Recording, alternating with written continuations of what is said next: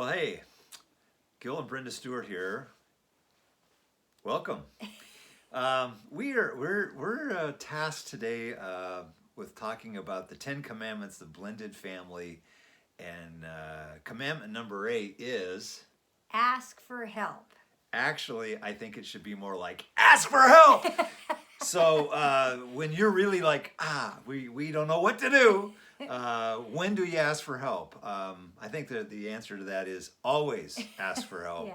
And ask early. Don't ask Okay, late. so we're done here, right? Yeah, that's okay. it. Got Bye, it. Joel. Thanks, Joel. We appreciate you hosting this. Ask for help, ask always, and ask early. All the time. Okay. Who are we again? I don't know. We're crazy. Well, Gil and Brenda Stewart here from Restored and Remarried. And it's an honor to be here with you today. And a little bit about us. We have a ministry called Restored and Remarried. We have a book, workbook, all that kind of stuff, podcast, all that. But Gil is a counselor by trade, and I am a coach. Yes. We've been remarried and in the blended family, step family journey for almost 18 years. We have 7 kids between the two of us, which we lovingly refer to as those people. Yes. What are those people doing? When are those people leaving? That kind of stuff. And then how many grandchildren? Oh, we have 7 and 1 in the oven. So one woo-hoo! in the oven. So Yeah. we've been blending and traveling this road for a while, and have been blessed and challenged and blessed. And yes, we asked for help, and we asked for help early. So I want to just tell those that are watching and participating, good job. You actually are beginning to ask for help by watching this. So good for you. So That's great. So just to kind of set the stage a little bit, we don't know what's been shared up until this point, but to realize that there are like 67 different types of step families. 67 different types. Yes. Yeah. All different kinds of idiosyncrasies, it's all kinds of stuff. And there's 72 differences between a first marriage and a second marriage. Yes. So when I guess we want to say that because when you ask for help, it's very easy to say, to go to your go-to, like your pastor or your normal counselor, which are great things, and we'll Yes, talk go. about that later. Go, yeah. please. But there are so many different moving parts, and even though we have a lot of things in common, everything is a little bit different in each family because there's people involved, right? Right. People are unpredictable, and I think in a lot of ways, marriage is marriage, but remarriage is got different wrinkles. And so it really is important to know that the difficulties are unique. Marriage, concepts around marriage of how for us to be married is truly an individual thing, but we have different things yanking on us that can sometimes come in between us that have nothing to do with us, but everybody around us. And so that's the reason why sometimes you need some help giving some perspective on what in the world is going on. We're fine, but Right. what's all this all about? Or we may not be fine. Who knows? But different struggles that step family have that I'm sure you can relate to that we've experienced is just overall frustration sometimes. Frustration. Let's just say it. You still have hair. That's good. Yeah, we still have hair. Yeah, I had a lot more before.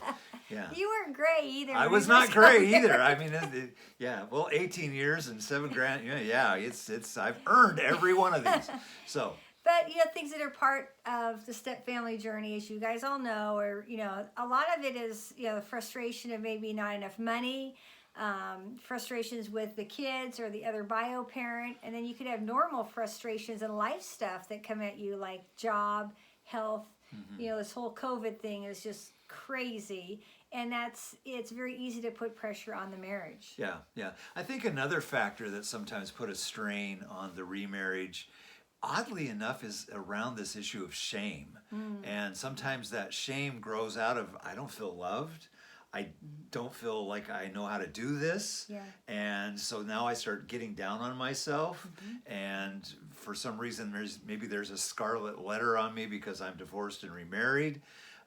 Some of the people who come to the remarriage world didn't come through divorce. They came through widowhood. And so there are still some dynamics there, but they're also dealing with grief at the same time. So shame and grief can be a real one-two punch, and knowing who and when to ask. Again, remember, ask always, ask often, and that aspect of shame is.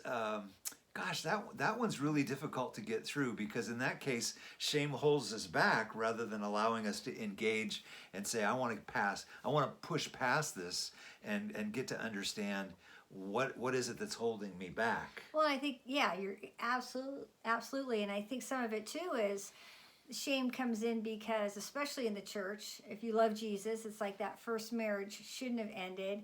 And because it did, no matter whose fault it was, I feel a failure. And oh my goodness, we're struggling here again. Yeah. I don't want anybody to know, because I'm ashamed that, oh my gosh, did I make a mistake? And that is just a mindset that can get a hold of you that is not healthy, because it's part of it might be true, I guess. I don't know. But the point is to work through it. And you can't do that alone. Right. You know, even though you're my best friend and we talk about restoration in the marriage and we help each other in that restoration, sometimes we need a new set of eyes looking in. Right. I think another question that is a struggle is will this work? And the commitment is like, well, I'm not so sure about this. So there's some doubt, and that makes it difficult. So that's where encouragement is needed, because this does have some different wrinkles. You know, marriage is tough enough, but remarriage can be really difficult. So when we begin to say, well, is this going to work? We do need that encouragement. Another reason to ask for help often. Yeah. So I think that, you know, you'd mentioned money. You also talked about the kids. We refer to the other, you know, those people. But then we also have this thing called the other house. We enduringly refer to them as the other parent or the ex-spouse-in-law. It's almost like, what do we do with them? Because they have some connection regardless of what age we go into this. The dynamics are very similar, the same whether your children are 5, 15, or 25 and having to interact between two different sets of families. That can be, you know, very taunting to the kids. And so how do we help the kids, especially if the other household is hostile and not friendly toward us? So there's some grounds there that cause us to be crazy. Well, and we don't want what's going on in the other house to affect us, which of course it does, right? So how do you get beyond that? Things that are out of your control, like in the other household, that are affecting you here. And that's where it's important to get tools and educate yourself on how, just that mindset of, oh, that's over there, this is our stuff, and how can we support each other. Right. So when you think about the concept of, you know, commandment number 8, ask for help, I don't want to cliche-ish this, but, you know, when you think about you're not alone, well, heck yeah, I'm alone. I feel like I'm out here in the middle of an island, and sometimes we don't know who to talk to, so you do feel alone. And so what we've found through the years of working with couples, and as we presented, 2 big factors that help a remarriage and a blended family work is 1, information, which you're getting, and 2, community. You need a community around you to help you not feel alone, because the whole key is isolation is the enemy of restoration. If you become isolated, you're going to get picked off. You need those resources and those people not to commiserate with you. We don't need a gripe session. We need somebody who can actually pray, encourage, and go, oh yeah, that is normal. You're not far away from another transition. Oh, by the way, it'll be challenging as well, but you will at least know, hey, we're making progress in the right direction, because as we know, the blended family thing takes at least about 5 to 7 years for it to really work. So if you're at year 2 or 3, just be in good company, you're really at the height of some of the most difficult time. So isolation is the enemy of restoration. So the inverse would be true. Being connected is actually helping restoration. And that connectedness is here, and then those that you can ask for help. So kind of transition here a little bit too, with the thought that it's not just at the beginning of the blended family, it's during these transitions of life. And we have some very dear friends who, at the very beginning of our journey together, they had years ahead of us.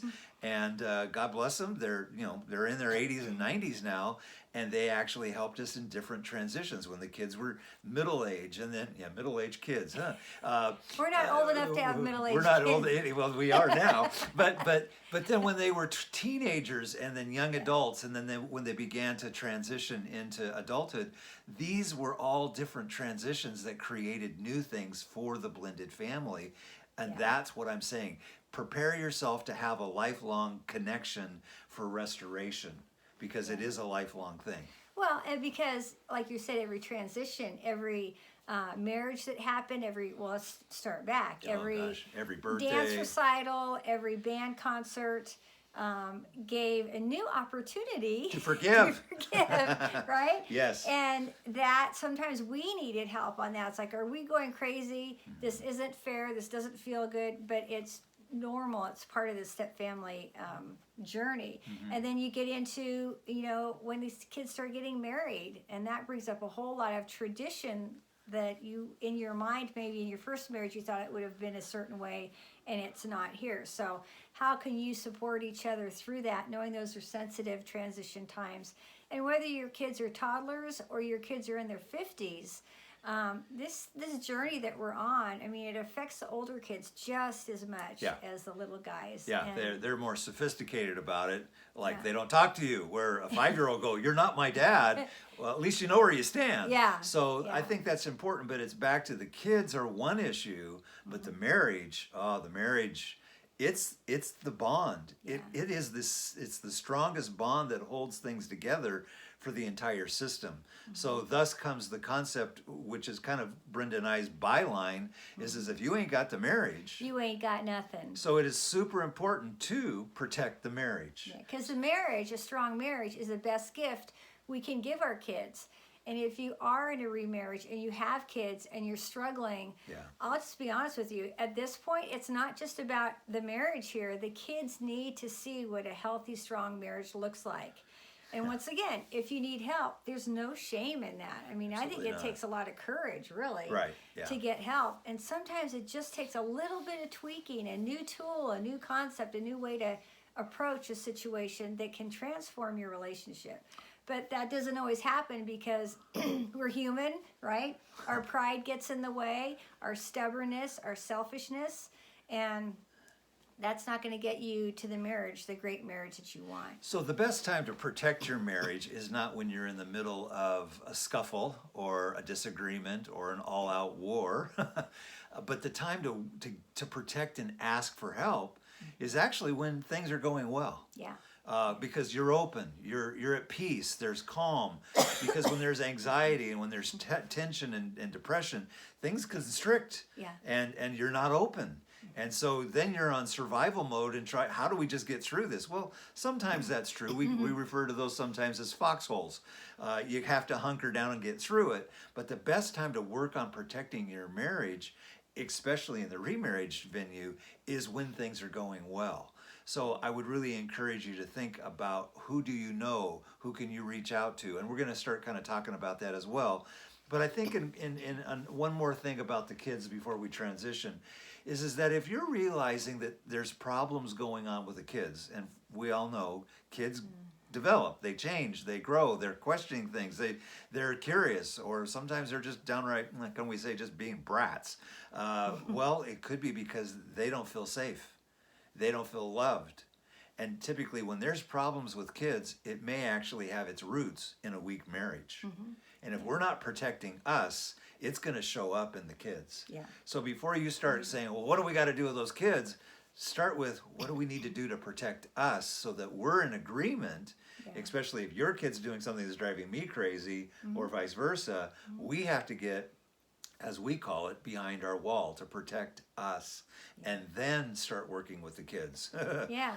So let's talk about options of where you could go to get help. So, obviously if you have a trusted friend that is a good listener and maybe kind of bring them into your challenge that you're having just to get a new set of eyes, a new perspective. Sometimes a new voice, a new way, a new angle to look at something is, important. I guess, counselors and pastors, we're going to talk about that too, but I think early on, I would go more to a friend or someone I know that's been living in a step family before I go to a counselor or coach or pastor, because Yeah. People that have not been in a remarriage and step family, I know they probably love you and are well-meaning, but they don't understand the dynamics. They don't understand the gut punches that we feel like we get sometimes. And we don't want them to. We don't want them to. No. This is, yeah, but exactly. you kind of have to look through that filter of, okay, I have a friend that really cares, but do they really understand the dynamics of what's going on? Yeah, empathy is one thing. Yeah.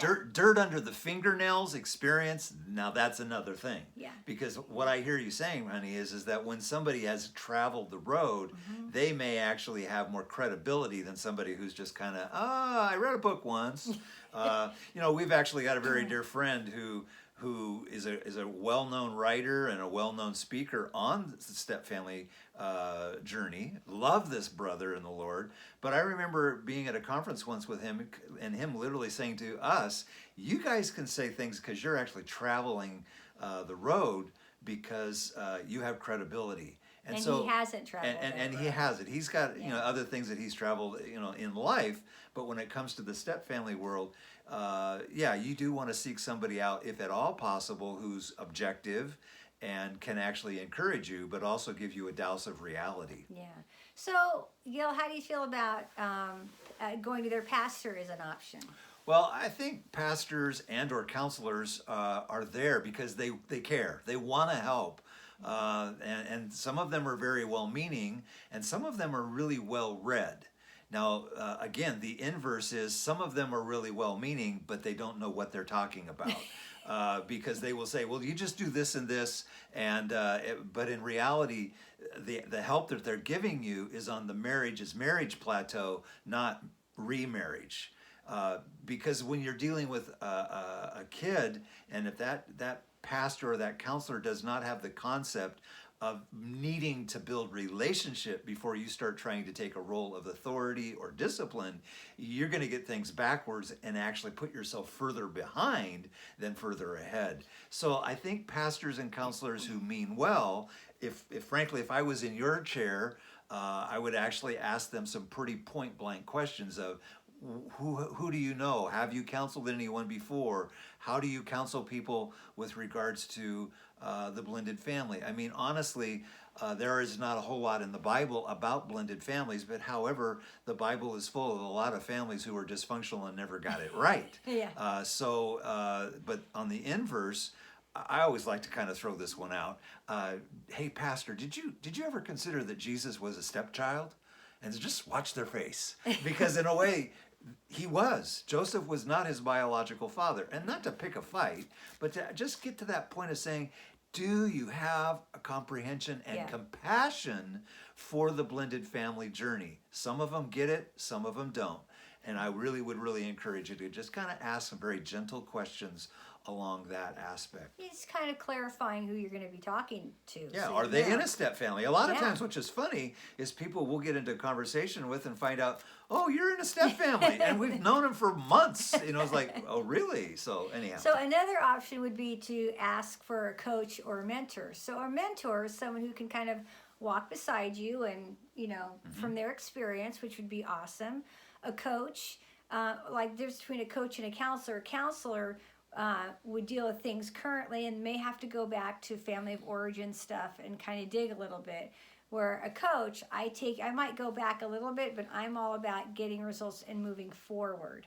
So those are kind of this differentiation between a counselor and a coach. Gil and I, when we work together, it's kind of cool because he'll bring out the counselor stuff and go, oh, it's okay. And then I'll smack him and say, okay, coach, okay, what are we going to do about this? But the idea is to get help and to make sure that you realize that there are more resources out there now than like when we first got started. Yeah. And that the idea of why you would get help is for yourself personally, for your marriage, right? For your kids, for sure. Yeah, and I want to back you up just a little bit because you talked about a coach, but you didn't mention a mentor. And yes, I did. But I want to make a point about the mentor. Yeah, go ahead. The mentor there is one who's actually there to encourage and actually has been that route before.